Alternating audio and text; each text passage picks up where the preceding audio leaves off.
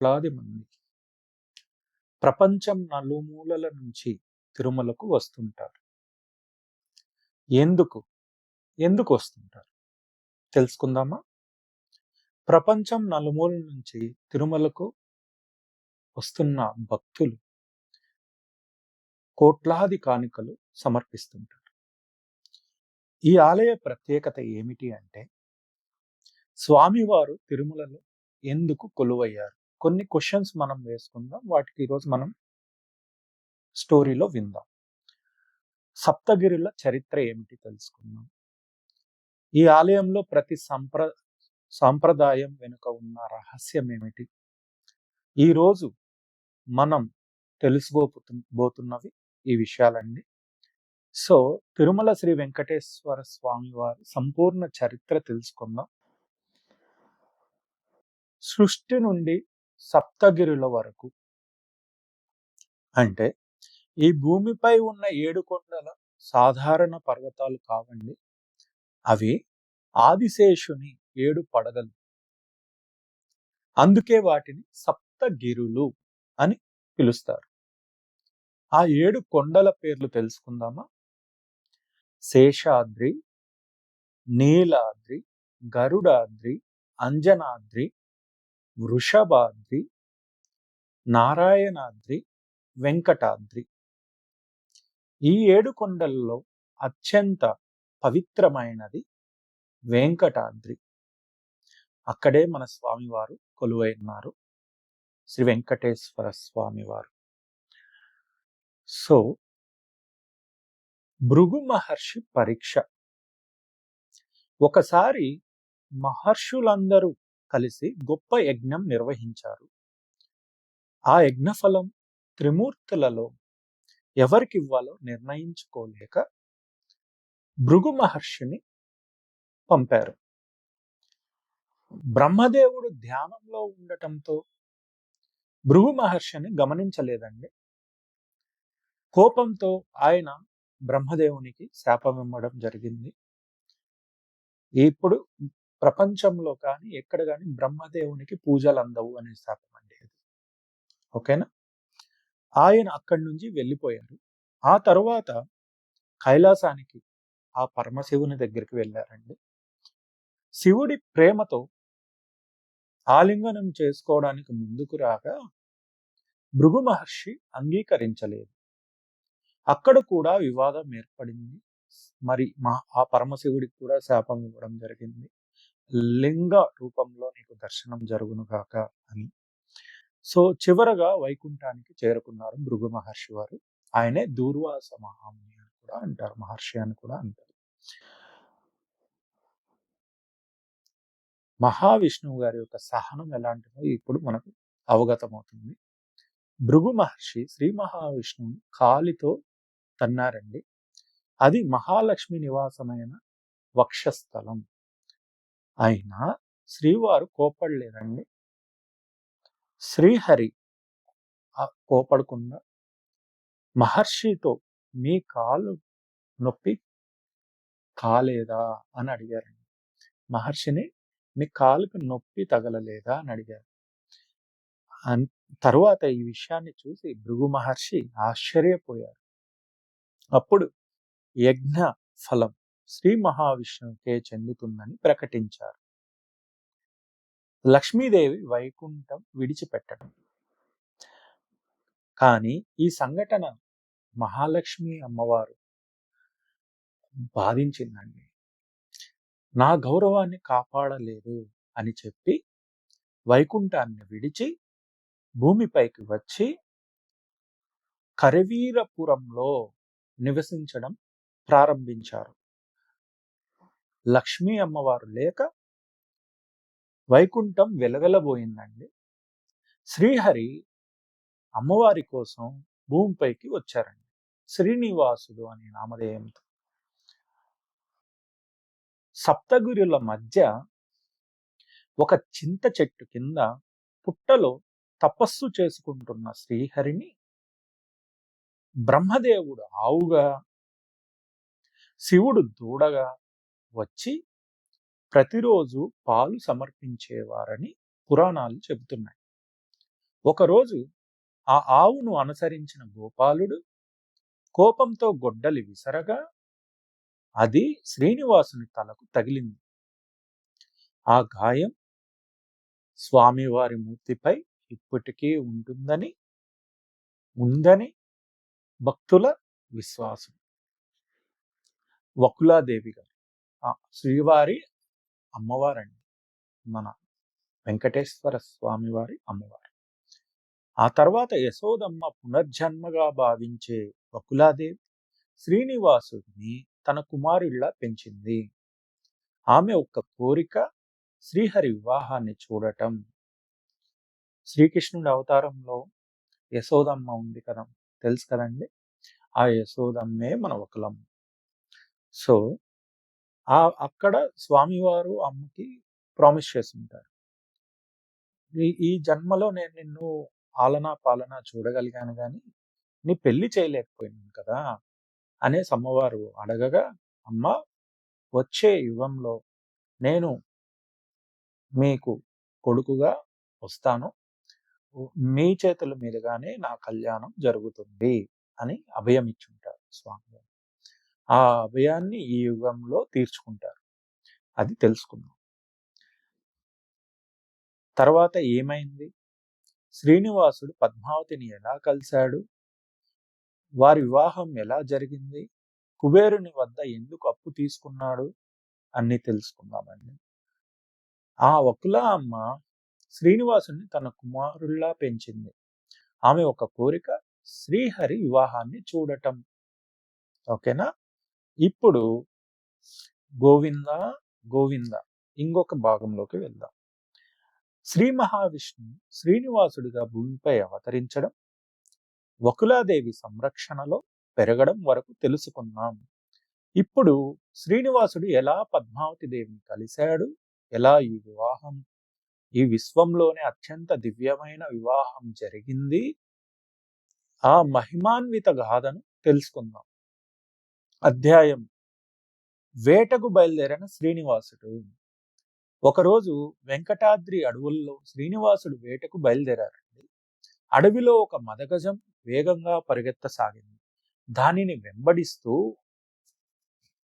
ఆ మదగజాన్ని వెంబడిస్తూ శ్రీనివాసుడు నారాయణవనానికి చేరుకున్నాడు. అక్కడ రాజు ఆకాశరాజు ఉద్యానవనంలో సకులతో కలిసి, అంటే తన యొక్క ప్రియ సకులతో కలిసి విహరిస్తున్న అపూర్వ సౌందర్యవతి అయిన రాజకుమార్తె పద్మావతి దేవిని చూశాడు మన శ్రీనివాసుడు. ఆ క్షణం ఇద్దరి చూపులు కలిశాయి.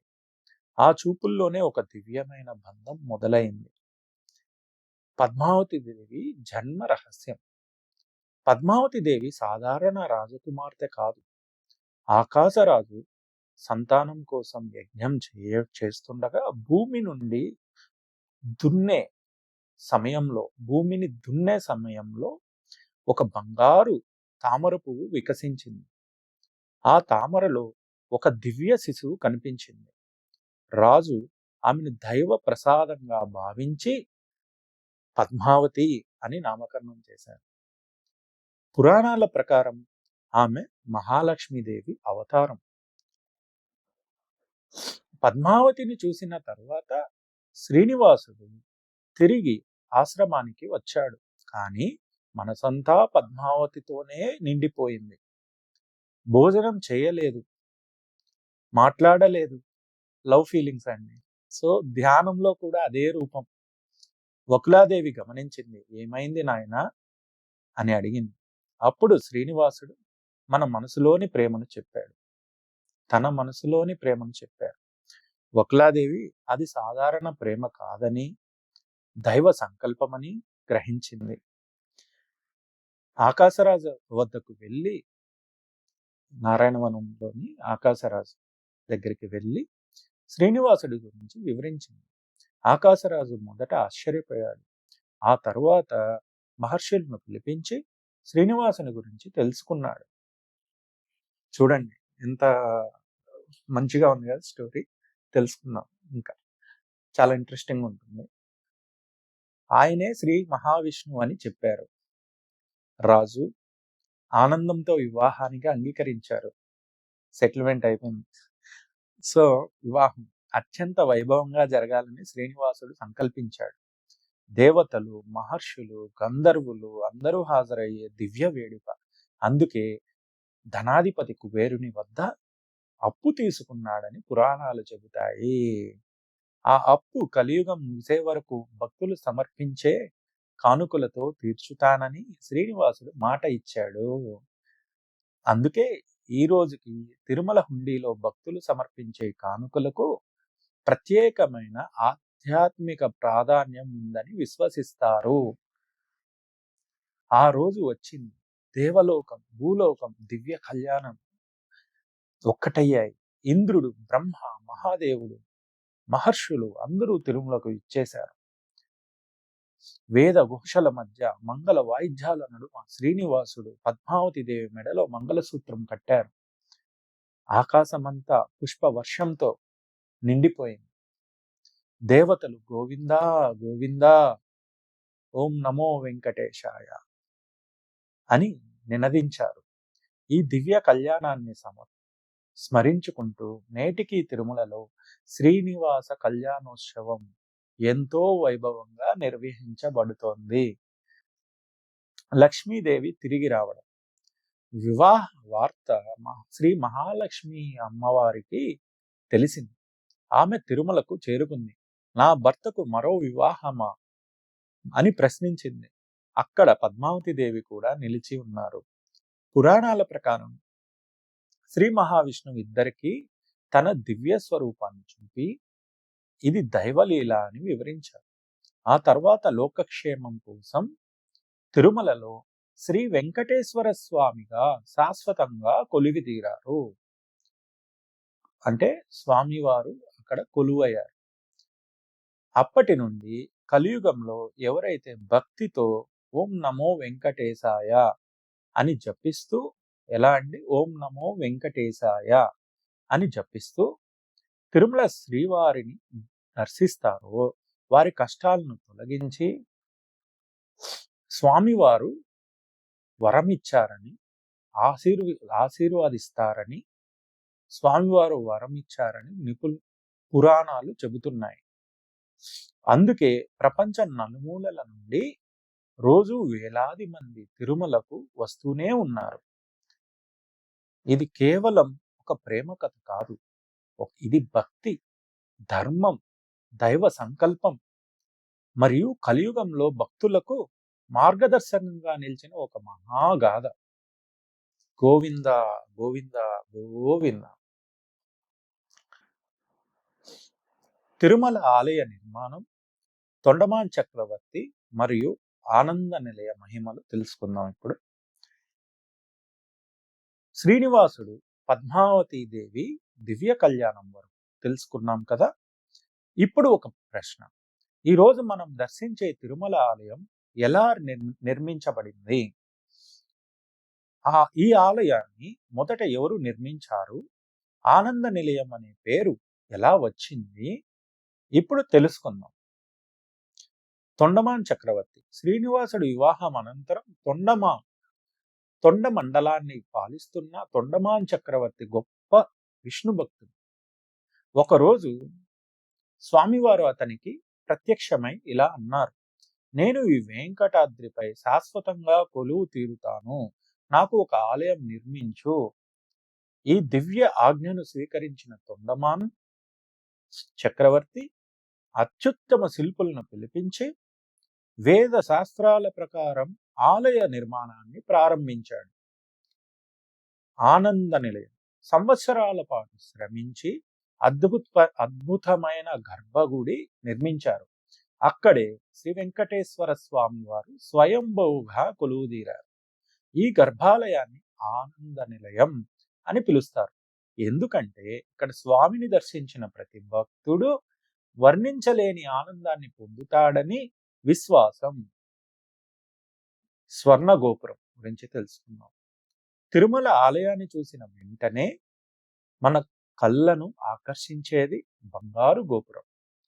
సూర్యకిరణాలు తాకినప్పుడు అది బంగారం కాంతులతో ప్రకాశిస్తూ వైకుంఠాన్ని గుర్తు చేస్తుంది. ఈ గోపురం శతాబ్దాలుగా అనేక రాజులు, విజయనగర సామ్రాజ్య పాలకులు మరియు భక్తుల సేవలతో అభివృద్ధి చెందింది. విజయనగర సామ్రాజ్యం. తిరుమల చరిత్రలో విజయనగర రాజుల పాత్ర ఎంతో గొప్పది.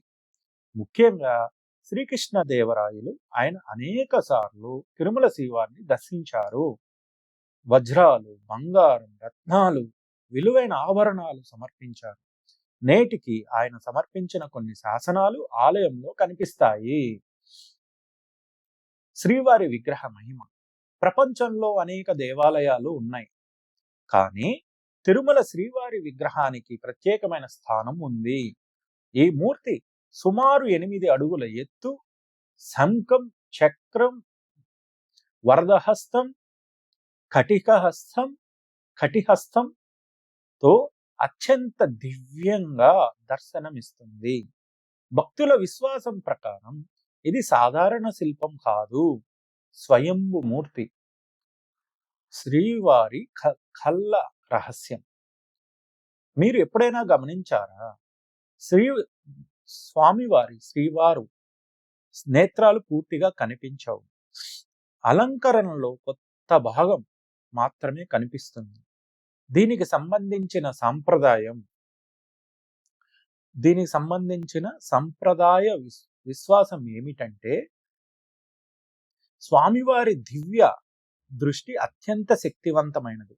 భక్తులు ఆ మహిమను భక్తితో అనుభవించేందుకు ఈ విధంగా అలంకరిస్తారు. తిరుమలలో ప్రతి సేవ, ప్రతి గంట, ప్రతి పూజ వైఖానస ఆగమ శాస్త్రం ప్రకారం నిర్వహించబడుతుంది. ఉదయం సుప్రభాతం నుండి రాత్రి ఏకాంత సేవ వరకు శతాబ్దాలుగా కొనసాగుతున్న క్రమాన్ని ఎంతో భక్తి శ్రద్ధలతో పాటిస్తున్నారు. కోట్లాది మంది భక్తులు తమ కష్టాలను, సంతోషాలను స్వామివారి పాదాల వద్ద ఉంచుతారు. తిరుమల యాత్ర కేవలం దర్శనం కాదు, అది భక్తి, వినయం, సమర్పణ మరియు విశ్వాసానికి ప్రతీక. ప్రతి రాయి ఒక చరిత్ర చెబుతుంది, ప్రతి గంట ఒక ప్రార్థన వినిపిస్తుంది, ప్రతి భక్తుడు ఒక ఆశతో వస్తాడు మరియు శ్రీవారి ఆశీస్సులతో ఆనందంగా తిరిగి వెళ్తాడు. ఓం నమో వెంకటేశాయ. గోవింద గోవింద గోవింద. తిరుమలలోని మహిమలు, రహస్యాలు మరియు పవిత్ర తీర్థాల గురించి తెలుసుకుందాం. గోవింద గోవింద. ఇది కేవలం ఒక దేవాలయం కాదు, ఇది వేల సంవత్సరాలుగా కొనసాగుతున్న భక్తి సాంప్రదాయానికి ప్రతీక. ప్రతి రాయి, ప్రతి మెట్టు, ప్రతి తీర్థం ఒక ఆధ్యాత్మికతను చెబుతుంది. ఈరోజు తిరుమలలోని పవిత్ర ప్రదేశాలు మరియు సాంప్రదాయంగా చెప్పబడే కొన్ని మహిమలను తెలుసుకుందాం. శ్రీవారి విగ్రహ మహిమ. తిరుమలలోని శ్రీ వెంకటేశ్వర స్వామి వారి మూల విరాట్ అత్యంత పవిత్రమైన విగ్రహంగా భావింపబడుతుంది. భక్తుల విశ్వాసం ప్రకారం స్వామివారు సజీవంగా భక్తుల ప్రార్థనను ఆలకిస్తారని నమ్మకం. అయితే ఈ విశ్వాసాలు భక్తి సాంప్రదాయాలలో భాగమే. వాటిని శాస్త్రీయంగా నిర్ధారించడం సాధ్యం కాదు. గురువారం నేత్ర దర్శన. ప్రతి గురువారం స్వామివారికి ప్రత్యేక అలంకరణ చేస్తారు. ఈ రోజున భక్తులు స్వామివారి నేత్రాలను మరింత స్పష్టంగా దర్శించగలుగుతారు. దీనిని నేత్ర దర్శనం అని కూడా పిలుస్తారు. భక్తుల విశ్వాసం ప్రకారం ఈ దర్శనం మనసుకు ప్రశాంతతను అందిస్తుంది. స్వామి పుష్కరిణి. తిరుమల ఆలయం పక్కనే ఉన్న పవిత్ర సరస్సు స్వామి పుష్కరిణి. పురాణాల ప్రకారం ఇది వైకుంఠంలోని దివ్య పుష్కరిణి నుండి భూమికి వచ్చిన పవిత్ర జలాశయం. అనేక మంది భక్తులు దర్శనానికి ముందు ఇక్కడ స్నానం లేదా ఆచారం ప్రకారం ఆచమనం చేస్తారు. ఆకాశగంగ. తిరుమలలోని అత్యంత పవిత్ర జలధారల్లో ఒకటి ఆకాశగంగ. సాంప్రదాయం ప్రకారం ఈ నీటినే ఆలయ అభిషేక సేవల్లో ఉపయోగిస్తారు.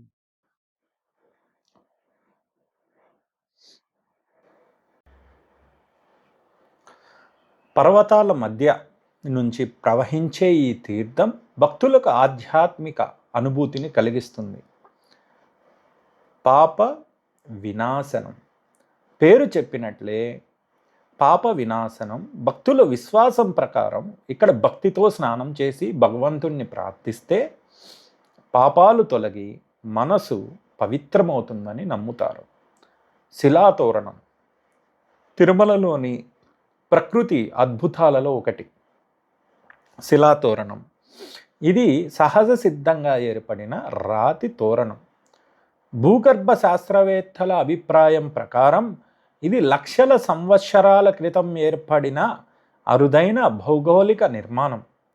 భక్తుల విశ్వాసంలో మాత్రం ఇది దివ్య చిహ్నంగా భావించబడుతుంది. తలనీలాల సమర్పణ. తిరుమలకు వచ్చే భక్తులు తమ జుట్టును సమర్పించడం ఆనవాయితీ. దీనిని మొక్కు తీర్చుకోవడంగా భావిస్తారు. ఈ ఆచారం వినయం, కృతజ్ఞత మరియు సమర్పణకు ప్రతీకగా భావించబడుతుంది. తిరుమల లడ్డు. తిరుమల ప్రసాదం అంటే మొదట గుర్తుకు వచ్చేది శ్రీవారి లడ్డు. ఇది కేవలం ఒక ప్రసాదం మాత్రమే కాదు, ప్రపంచవ్యాప్తంగా ప్రసిద్ధి చెందిన ఆలయ ప్రసాదం. సాంప్రదాయం పద్ధతిలో తయారయ్యే ఈ లడ్డుకు ప్రత్యేక గుర్తింపు ఉంది. హుండీ సమర్పణ. ప్రతిరోజు లక్షలాది మంది భక్తులు హుండీలో తమ కానుకలను సమర్పిస్తారు. పురాణ సాంప్రదాయం ప్రకారం శ్రీనివాసుడు కుబేరుని వద్ద తీసుకున్న అప్పు కథతో దీనిని అనుసంధానిస్తారు. చారిత్రకంగా హుండీ వ్యవస్థ ఆలయ నిర్వహణ, సేవలు, ధార్మిక కార్యక్రమాలు మరియు భక్తుల సౌకర్యాల కోసం కూడా ఉపయోగపడుతోంది. కలియుగ ప్రత్యక్ష దైవం మన వెంకటేశ్వర స్వామి వారు. ఎందుకు శ్రీ వెంకటేశ్వర స్వామిని కలియుగ ప్రత్యక్ష దైవం అంటారు? భక్తుల విశ్వాసం ప్రకారం కలియుగంలో భక్తితో ప్రార్థించే వారిని స్వామివారు కరుణిస్తారని నమ్మకం. అందుకే రోజు వేలాది మంది గోవింద గోవింద గోవింద అనే నామస్మరణతో తిరుమల కొండలను అధిరోహిస్తారు. తిరుమల ఒక ఆలయం మాత్రమే కాదు, అది భక్తి, అది విశ్వాసం, అది సమర్పణ, అది భారతీయ ఆధ్యాత్మిక సాంప్రదాయానికి జీవితమైన చిహ్నం. అంటే అదొక చిహ్నం, ఆధ్యాత్మిక భరమైన చిహ్నం. మీరు తిరుమలకు వచ్చినప్పుడు కేవలం దర్శనం మాత్రమే కాదు, ఆ పవిత్ర వాతావరణాన్ని ఆస్వాదించండి. కమర్షియల్గా రాకూడదండి. ఈ కోరికలని దేవుణ్ణి కోరకూడదు. దేవుడికి తెలుసు ఏం చేయాలా ఏం చేయకూడదు అనేసి. ప్రపంచమంతా బాగుండాలి, అందులో నేను ఉండాలని అనుకొని రండి. దేవుణ్ణి మాత్రం చూడండి. దేవుడి దగ్గరికి వచ్చి కళ్ళు మూసుకోవద్దండి. ఓకేనా? అది మనం చెప్దాం. నెక్స్ట్ కమింగ్ వీడియోస్లో సింగిల్ వీడియోస్ చేస్తూ వస్తాను, అన్నిట్లో నేను చెప్తాను. సో ఇది నేను ఈ ఒక స్క్రిప్ట్ అనేది ఉంది, ఆ స్క్రిప్ట్ చూసి మాట్లాడుతున్నా. ఇది నా ఇనిషియల్ వీడియోస్ కాబట్టి సో మీకు తప్పుగా అనుకోవద్దండి. సో ఐఎమ్ ట్రయింగ్ మన హిందూయిజం, మన కల్చర్, మన ట్రెడిషన్స్ నేను చెప్పడానికి ప్రయత్నం చేస్తున్నాను. సో నా ఈ ప్రయత్నాన్ని మీరందరూ సపోర్ట్ చేస్తారని, మీ బ్లెస్ చేస్తారని, తోడుగా ఉంటారని నేను అనుకుంటున్నాను. సో భక్తితో స్వామివారిని ప్రార్థించండి, కోరికలను కోరద్దండి.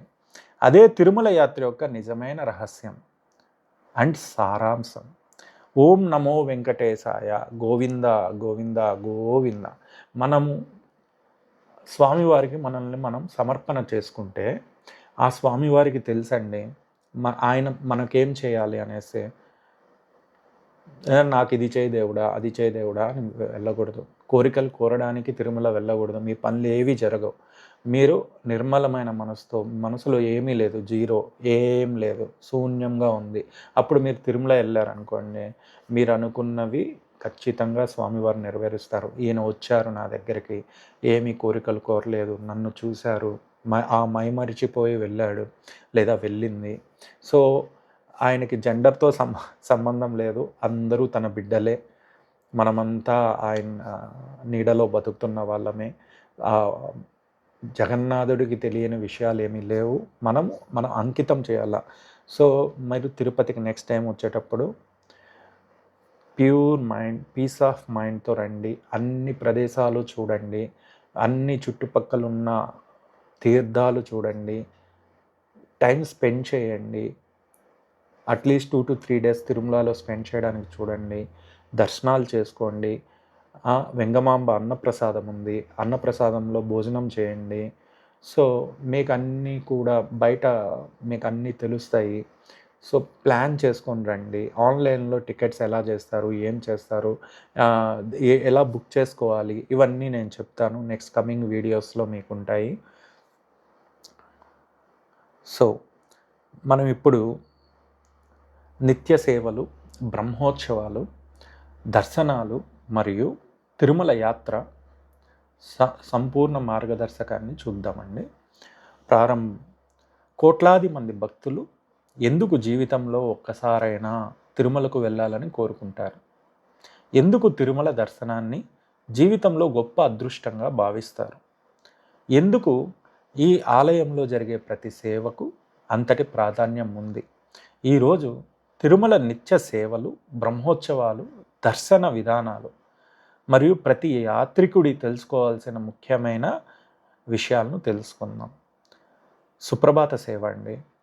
ప్రతిరోజు ఉషోదయానికి ముందే శ్రీ వెంకటేశ్వర స్వామి వారిని మేల్కొల్పే సేవ సుప్రభాత సేవ. కౌసల్య సుప్రజ రామ అనే శ్లోకాలతో ప్రారంభమయ్యే ఈ సేవ తిరుమలలో అత్యంత పవిత్రమైన సేవలలో ఒకటి. స్వామివారికి మేల్కొలుపు భక్తులకు మంగళప్రదమైన ప్రారంభం. తోమల సేవ. సుప్రభాతం అనంతరం స్వామివారిని తాజా సుగంధ పుష్పాలతో అలంకరిస్తారు. దీనినే తోమల సేవ అంటారు. ప్రతి పువ్వు భక్తి, ప్రేమ మరియు సమర్పణకు ప్రతీక. అర్చన.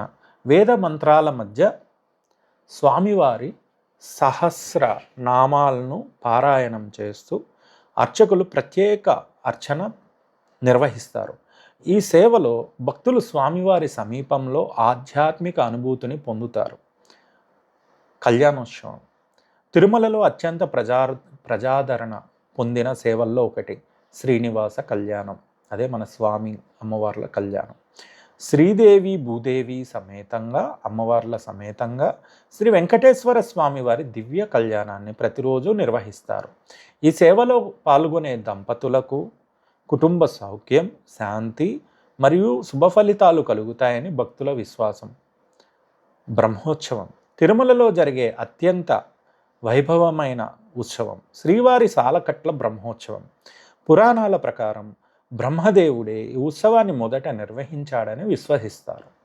9 రోజుల పాటు వివిధ వాహనాలపై శ్రీ మలయప్ప స్వామి వారు భక్తులకు దర్శనమిస్తారు. గరుడ వాహనం. ఏ వాహనాల్లో వస్తారో తెలుసుకుందామండి. గరుడ వాహనం, హనుమంత వాహనం, సూర్యప్రభ వాహనం, చంద్రప్రభ వాహనం, రథోత్సవం, చక్రస్నానం. ప్రతి ఉత్సవం భక్తి, సాంప్రదాయం మరియు ఆధ్యాత్మికకు ప్రతీక. వైకుంఠ ఏకాదశి. సంవత్సరంలో అత్యంత పవిత్రమైన రోజు వైకుంఠ ఏకాదశి. ఈ రోజున వైకుంఠ ద్వారం తెరవబడుతుంది. మామూలుగా 2-3 రోజులు తెరుస్తారు. అంతకుముందు వీక్లీ అట్లా తెరిచేవాళ్ళు. ఈ మధ్య 1 or 2 డేసే చేస్తున్నారు. ఈ ప్రభుత్వాలు వచ్చినప్పుడు మారుస్తూ ఉంటాయి. సో మీరు ఆన్లైన్లో చెక్ చేసుకోవచ్చు మీరు వచ్చేటప్పుడు. అండ్ మీరు ఆన్లైన్లో కూడా బుక్ చేసుకోవచ్చు. సో ఒక్కొక్క పాయింట్ గురించి డిస్క్రిప్టివ్గా నేను ఒక్కొక్క వీడియో చేస్తానండి. ఓకేనా? మీకు క్లియర్గా ఉంటుంది. తిరుమల ఒక ప్రత్యేకత మీకు అణువణువున నేను చెప్తాను. అండ్ మీకు టికెట్స్ ఎలా బుక్ చేసుకోవాలి, ఏ టికెట్కి ఎప్పుడెప్పుడు రిలీజ్ చేస్తారో అనే అప్డేట్స్ కూడా నేను try to give it to you. మీకు ఇస్తాను. So do not worry. మీరు ఓకేనా? మీరు అన్ని చిన్న చిన్న వీడియోస్ కూడా, షార్ట్ వీడియోస్ కూడా చేసి పెడుతుంటాను. సో వైకుంఠ ద్వార దర్శనం పొందేందుకు దూర ప్రాంతాల నుండి తిరుమలకు వస్తుంటారండి. దర్శనాలు రకాలు తిరుమలలో ఎలా ఉంటాయి? భక్తుల సౌకర్యం కోసం వివిధ రకాల దర్శనాలు అందుబాటులో ఉన్నాయి. సర్వదర్శనం, ప్రత్యేక ప్రవేశ దర్శనం, దివ్య దర్శనం. అంటే ఇది కాలినడకన సందర్శన వచ్చే భక్తులకండి, కాలినడకన నడిచి వచ్చే భక్తులకి. సేవా దర్శనం, విఐపి దర్శనాలు కూడా ఉన్నాయండి. సో ఇప్పుడు అప్పుడప్పుడు అవి క్లోజ్ చేస్తూ ఉంటారు. మరి ఇదైనప్పుడు అంటే క్రౌడీగా అయిపోయినప్పుడు అవి ఆ దర్శనాలు నిలిపేస్తారండి. అవి మనం ఆన్‌లైన్‌లో చూసుకొని న్యూస్‌లో చూసి రావాల్సొస్తుంది. ప్రతి దర్శనం భక్తులకు స్వామివారి కృపను పొందే అవకాశం స్వామివారు మనకు ప్రసాదిస్తున్నారండి. తిరుమల లడ్డు, శ్రీవారి లడ్డు ప్రపంచ ప్రసిద్ధి పొందిన ప్రసాదం. భక్తులు ఈ లడ్డూను స్వామివారి ఆశీర్వాదంగా భావించి ఇంటికి తీసుకెళ్తుంటారండి. యాత్రికులకు సూచనలు: తిరుమలకు వచ్చే ప్రతి భక్తుడు పరిశుభ్రతను పాటించాలి. ప్లాస్టిక్ వినియోగాన్ని తగ్గించుకోవాలి. వాడకూడదు. ప్లాస్టిక్ ప్రొహిబిటెడ్ అండి తిరుమలలో. మీరు ప్లాస్టిక్ అనేది మాటే తీయకూడదు. పెనాల్టీ వేస్తారు, ఫైన్స్ ఉంటాయి. ఆలయ నియమాలను గౌరవించాలి. ఇతర యాత్రికులు మర్యాదగా ప్రవర్తించాలి. భక్తితో దర్శనం చేసుకోవాలి. మన ఇండియన్ ట్రెడిషనల్ డ్రెస్లో రావాలండి. ఓకేనా? అంటే ఎలాంటి డ్రెస్సుల్లో రాకూడదు. కొంచెం మోడర్న్, మనం ఫ్యాషన్ షోలకి వెళ్ళట్లేదు, దేవుడి దగ్గరికి వెళ్తున్నాం. మనం ఇంట్లో మనం వేసుకునే పంచ, దోహతి మగవాళ్ళకైతే, ఆడవాళ్ళకైతే చీర లేదా డ్రెస్సెస్ ఉంటాయి, చుడీదార్, ఇట్లా అలాంటి డ్రెస్సులు రావచ్చు. సాంప్రదాయమైన డ్రెస్సులు వేసుకొని రావాలి. తిరుమల యాత్ర యొక్క అసలు అర్థం: తిరుమల యాత్ర కేవలం దర్శనం కాదండి, అది మనసును ప్రశాంతం చేసుకునే ప్రయత్నం. మనలోని అహంకారాన్ని విడిచిపెట్టి దైవానికి పూర్తిగా సమర్పించుకునే అవకాశం. భక్తి, వినయం మరియు విశ్వాసంతో చేసే ప్రతి యాత్ర జీవితాన్ని మరింత అర్థవంతంగా మారుస్తుంది. తిరుమల కేవలం ఒక కొండ కాదు, ఒక ఆధ్యాత్మిక విశ్వవిద్యాలయం. శ్రీ వెంకటేశ్వర స్వామివారు కేవలం ఒక దేవుడు కాదు, కలియుగంలో కోట్లాది మంది భక్తులకు ఆశాకిరణం. ఈ పవిత్ర యాత్ర మన జీవితానికి శాంతి, ధైర్యం, భక్తి మరియు ఆశను అందిస్తుంది. ఓం నమో వెంకటేశాయ. గోవింద గోవింద గోవింద.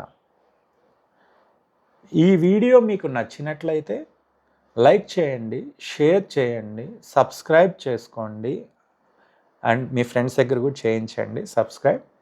మరిన్ని దేవాలయ చరిత్రలు, యాత్రా విశేషాలు మరియు ఆధ్యాత్మిక కథనాలు కోసం మా ఛానల్ను తప్పకుండా సబ్స్క్రైబ్ చేసుకోండి. మీ తిరుమల యాత్ర కోసం విశ్వసనీయమైన ప్రయాణ భాగస్వామి. మీరు తిరుమలకి వెళ్ళాలనుకుంటున్నారు, చుట్టుపక్కల టెంపుల్స్ చూడాలనుకుంటున్నారు, మీరు కార్ రెంటల్ కావాలా, సెల్ఫ్ డ్రైవ్ కాదండి, ఓన్లీ నార్మల్, మనము విత్ డ్రైవర్ కార్ రెంటల్ కావాలి అంటే ఒక రోజుకైనా ఎన్ని రోజులకైనా మీరు శ్రీ మంజుల టూర్స్ అండ్ ట్రావెల్స్ని సంప్రదించండి. సో వారి వాట్సాప్ చేయండి వాళ్ళ నెంబర్కి 8897633354. సో మీ ప్రయాణం మా బాధ్యత, మీ ఆనందమే మా గర్వం. ఓం నమో వెంకటేశాయ. శ్రీ మంజుల టూర్స్ అండ్ ట్రావెల్స్ అది మా కంపెనీ అండి. మీకు అప్డేట్స్ ఇస్తూ ఉంటాము. మీకు నమ్మకమైన భాగస్వామితో మీరు ప్రయాణం సాగించాలి అనుకుంటే మా కార్ రెంటల్కి, మా టూర్స్ అండ్ ట్రావెల్స్కి కాల్ చేయండి. ఓం నమో వెంకటేశాయ. Thank you.